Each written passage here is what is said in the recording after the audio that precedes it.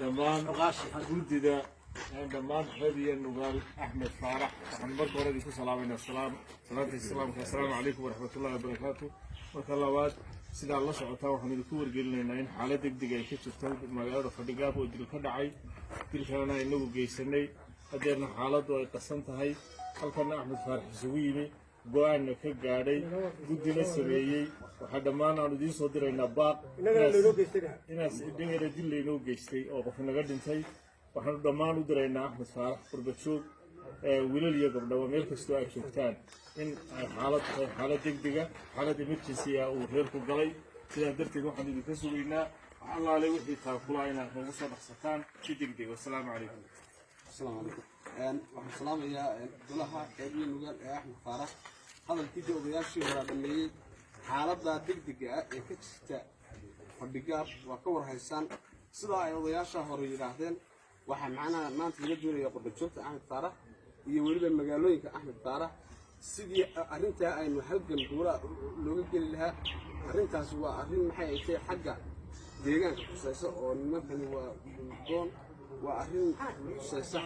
معناها حاجة الدولة أي نبرش لنا سو عبرين إنه هو هيسو. والسلام عليكم ورحمة الله وبركاته. أرنتاس وين سيدك دق اللي وصلت شباب واحد ما به هنا ولا غالب دق. والسلام عليكم ورحمة الله وبركاته. بسم الله الحمد لله الصلاة على رسول الله صلى الله عليه وسلم. هذا القوة ودي حي جبي إذا نقصها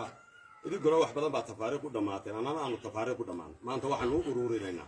واحد منه أورورينا وجود إذا أصمينا وجود إذا الله حساب طبعا إذا الله حساب تان أصمينا guddi baarlamaan oo reerka oo maanta ka talisan aan u sameeyay macnaha si aynu kala lunay maanta hawsha waxaan leenahay ma taasu waa mid ana idinku canaanana ku lahayn anana nagu canaananaysa hablo iyo ragba maanta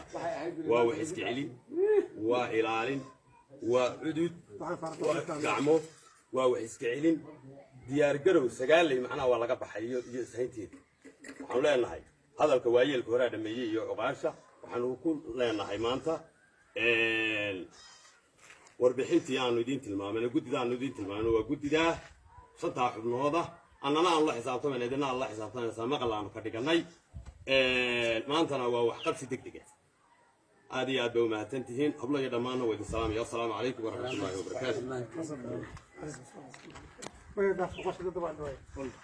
wabarakaatuh